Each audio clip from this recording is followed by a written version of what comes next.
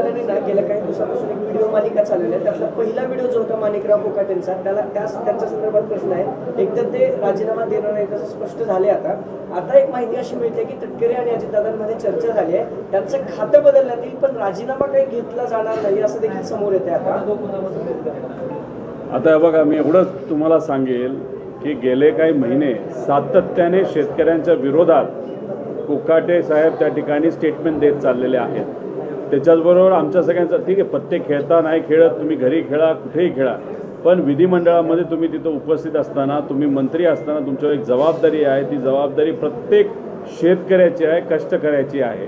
आणि मग तिथं त्यांचे प्रश्न मांडण्यापेक्षा, त्यांचे प्रश्न सोडवण्यापेक्षा तुम्ही जर तिथं खेळ खेळत असाल आणि उद्या जाऊन जेव्हा तुम्ही पत्रकार परिषद दुसऱ्या दिवशी नंतर घेता तेव्हा तुम्ही अहंकार म्हणता बघू कुणी काय बोललं त्याच्यावर कारवाई करायची का काय, आम्ही त्या ठिकाणी बघू. हा अहंकार जरा बाजूला त्या ठिकाणी तुम्ही ठेवा. तुम्ही शेतकऱ्याला भिकारी म्हणलात, तुम्ही सरकारला भिकारी म्हणलेला आहात. त्यामुळे जे काय तुम्ही केलेलं आहे त्याच्यावर तुम्हाला राजीनामा हा द्यावाच लागेल. तुमचे नेते या बाबतीत काय करतात हे मात्र त्या ठिकाणी बघावं लागेल. पण दादांना मला विनंती करायची, एकतर यांचं खातं बदला, तिथं दुसऱ्या चांगल्या व्यक्तीला तिथं तुम्ही द्या, नाहीतर तुम्ही स्वतः कृषी विभागाची तिथं जबाबदारी घ्या अशी विनंती अजितदादांना तिथं करतो. पण ही व्यक्ती त्या विभागामध्ये त्या विभागाचा प्रमुख म्हणून राहिल्यामुळे शेतकऱ्याचं मात्र मोठ्या प्रमाणात नुकसान आज होत आहे. दादा, अजितदादांनी ज्यावेळेस हे सगळे आरोप झाले होते ना पहिल्यांदा दादांवर, त्यावेळेस दादांनी स्वतः मंत्रिपदाचा राजीनामा दिला होता. जे दादांनी चुकीचं विधान केलं, दादा स्वतःकडे जाऊन आत्मक्लेश आंदोलन दादांनी करायला गेलं होतं यशवंतराव चव्हाणांच्या समाधीवर जाऊन. पण त्यांचे मंत्र्यांना मात्र सोडलं जातंय का? मुख्यमंत्री पाठीशी घालतात असं वाटतंय? हे बघा, अजितदादांवर जेव्हा काही लोकांनी आरोप केले होते ते खोटे आरोप होते, पण त्यावेळी जेव्हा आरोप केले गेले होते तेव्हा त्यांनी तिथं राजीनामा दिला होता. ते कराडला गेले होते, स्वर्गवासी चव्हाण साहेबांच्या समाधीच्या इथं त्यांनी बसून काही काळ तिथं शांततेत ते बसले आणि मग हे आपण सगळ्यांनी तिथं बघितलेलं आहे. आता अजितदादा स्वतः या पक्षाचे प्रमुख असताना त्यावेळेस कोण प्रमुख होतं तर आदरणीय पवार साहेब होते. पवार साहेबांच्या मार्गदर्शनाखाली ती पार्टी ही चालत होती. नैतिकता ही अतिशय महत्त्वाची त्या काळामध्ये होती. आबांकडनं सुद्धा एक छोटंसं स्टेटमेंट, पण त्या काळामध्ये जेव्हा लोक भावनिक होतात ते स्टेटमेंट, त्यांची हिंदी कदाचित चुकली असेल पण हिंदी चुकून सुद्धा ते स्टेटमेंट ऐकताना चुकीचं वाटलं म्हणून त्यांना आदरणीय पवार साहेबांनी थांबवायला सांगितलं. तसंच तुम्ही जर बघितलं त्यावेळेस काँग्रेसचे नेते देशमुख साहेब मुख्यमंत्री होते तेव्हा त्यांनी सुद्धा तिथं माघार घेतली आणि पदावरनं ते निघून गेले.